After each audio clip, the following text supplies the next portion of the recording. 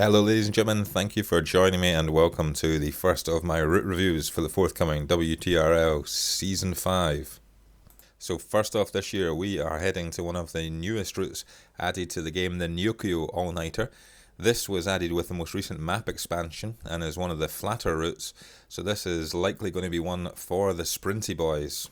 Taking a look at the rundown, we can see this is a points race. This is making a change from the usual team time trial as a season opener. And we're doing one lap of the route, so only 24.6 kilometers with 169.4 meters of elevation, and most of that will be on the Rooftop KOM. The route itself packs a whopping 5 first across the line segments. 4 of those are sprints, and the one non-sprint being that rooftop climb we spoke about earlier. So plenty of scope for the sprinters to earn their keep if they can hang with the front group.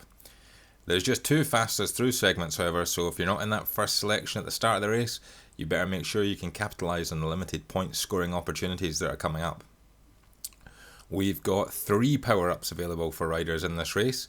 We have the Aero Helmet for use in the sprints. This will reduce your CDA, or coefficient of aerodynamic drag, by 25%, effectively making you more slippery and better able to cut through the air. It does only last for 15 seconds though, so it'll help in a sprint, but that's about all. This is undoubtedly going to be the most desired power up, and given the number of sprints, this is most likely going to decide the race winner. Next up is the Breakaway Burrito. This will be filling the slot of junk power up. It seems most races have one power up that people audibly sigh when they pull it, and this is the one for this race. The burrito was meant to help solo breakaways go by making riders around you feel zero draft benefit. However, it's mostly just deployed in the pack now to make other people work a little bit harder for 10 seconds. I cannot see this having any race-defining effect. And lastly, we have the Draft Van. The polar opposite of the burrito, this gives you plus 50% drafting effect for 30 seconds, so you can sit in and ride a little easier for 30 seconds. While this is nice to have, it's not going to make or break the race. So we're going to go out on course now, and we'll start at the Eastern Pens, and it's a very short lead-in as we zigzag through the hustle and bustle before we come to this, the start and finish banner to start the lap and get underway. Now you all know the drill. It's going to be a WTRL race, so you know that everyone is going out here like there is a pack of wild dogs chasing them. So no time to enjoy the lovely neon trucks, no time to look at the delightful architecture, and no time to see the giant cat with his paw in the air, because this one's going to be hard and fast, and if you do not keep up with the pack, then your race is going to be pretty much over. Now, before you know it, the first sprint is going to come at you early. The Castle Park Sprint Reverse, a 330 metre long, starting just a shade before 3.1 kilometres on your HUD, and you will find that you cross the sprint banner to finish at around 3.3 kilometres. So you're going to come into this car park, and this is where you know that it's going to start to pick up as we turn right, cross the bridge and into the park, and this is where the sprint begins. It's fast and it's flat. It's only going to take between 13 and 18 seconds depending on your class. So across the little cobbles, and you see the end in sight through the cherry trees, and push on to the banner, and this is going to be the end of your first sprint point. Now remember, this first sprint is first across the line only.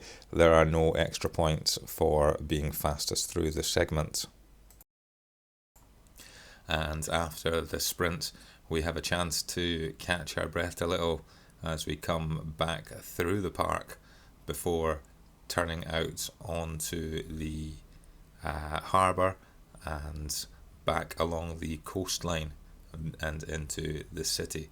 So here we go through the gates now and back through the town itself. We are going to progress through the city. We're going to go over some little rollers, and they're not really that hard. They're really only peak around 5%, but nothing too drastic.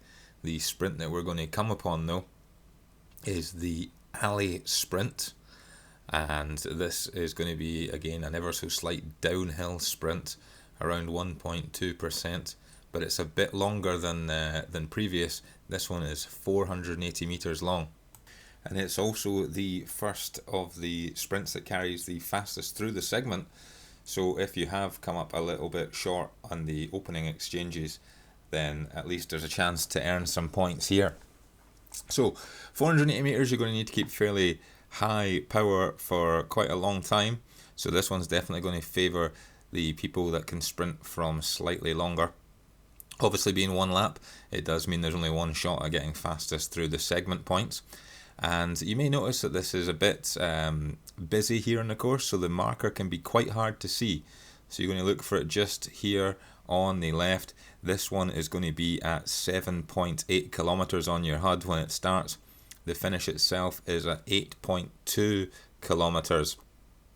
So this is the first of two almost back-to-back sprints. So it's up to you whether you think you can push hard on both or whether you are going to try and sit in on one. But some good visibility to the finish line here. You can see as we come through this narrow alleyway and the finish barrier right up here. So as I say, following this sprint, you are going to have about 1.5 kilometers of recovery time, so almost none, before you come to the next sprint. And it's hard, it's fast. We are coming down and we're going to go back into the park and into the Castle Spark sprint. Again, this one is going to begin at 9.7 kilometers on your HUD. Again, very difficult to see the sprint marker in a big group. So you're going to have your wits about you and be aware of the course. Now, when we go through here, you will see a hairpin turn coming up, and the sprint marker is just here, about midway round this hairpin. Again, we're going slightly downhill, 320 meters, so another short and fast effort. This sprint is once again only offering first across the line, no fastest through the segment points for this one here. Now, once this sprint is over, there's a chance to sit up and catch your breath for a little bit after those two hard back-to-back sprints in the pace of 2 kilometers. So we're going back through the city and we're going to get to our next sprint segment, the Tower Sprint. As with all these sprints, and just because of the nature of the map, very busy, very bright colours, again the start line for the sprint is quite hard to see. So you're going to be looking for this one starting at around 11.4 kilometers on your HUD, and there it is just as you come into the Eiffel Tower here. Now this is another short flat one, 320 meters, 1%, and it will be over before you know it. As we press on past the foot of the Eiffel Tower-esque statue, you can see the finish banner come into sight. This is going to be at 11.7 kilometers on your HUD, and this is going to take us through, and that is the sprints out of the way. So, the 4 sprints are gone, and it's now time to rest up, or as much as you can, as you go through the streets, past the neon trucks, and you need to start working out just how you're going to win this race over the Rooftop KOM. But, before you get there though, there's some slight rolly sections of road, some nasty little punches. You'll find around 13.1 kilometers, a little slip road here. This is about 4% average for about 300 meters. It's not really enough for an attack to go on, but it is enough to keep in mind when you thought you could rest up. There is a little punch there. So continuing through the flats of the railway line, where thankfully your wheels cannot get caught in the track, and we're going to take a left onto the Rooftop KOM. Now remember, this climb that's coming up not only awards first across the line, but it also is our second fastest through segment as well. So coming up is a little step climb. It begins at 16.8 kilometers on the HUD, and it is 1.9 kilometers, an average of 2.7%, but averages do not tell the whole story of this climb. The individual sections at 6+% lead into short little flats before the road pitches up again. So in a manner of speaking, you could probably see it as maybe 8 separate efforts of between 4 and 7%, with short flat sections in between. And it's undoubtedly where the remaining sprinters will be dropped off, and a big opportunity for anyone not wanting to rely on a reduced bunch sprint at the finish. So here we see going up now the first little section and into the flats, and each time it just pitches up just a little bit, and it's little short sections, and then a little flat to catch your breath, and then another short hard section. So as we keep going, and we will find that the top of the climb ends around 18.7 kilometers on your HUD, and that leaves just 5.8 kilometers to go. So past the cranes and into the final section now, we zigzag our way up along the streets through the neon bridges, and you'll know you're almost there when it changes from circling the one building to starting to go across and through these neon signs, Mount Fuji in the background, and there is the banner for the top of the KOM. So 5.8 kilometers to go. It's on to the downhill next, but just as this was a step climb going up, it's the same on the way back down, so no real chance to super tuck without taking a huge risk of getting dropped off the back of the pack and losing the draft. And we know, as with any Zwift race, if you lose that draft for only a couple of seconds, it's game over. So you'll be back onto the somewhat flats at around 20.4 kilometers on your HUD, and we are going to end up going back along the railway, and it's more of the same rolling terrain. And we're going to head all the way down through these banners, but they're not sprints for us.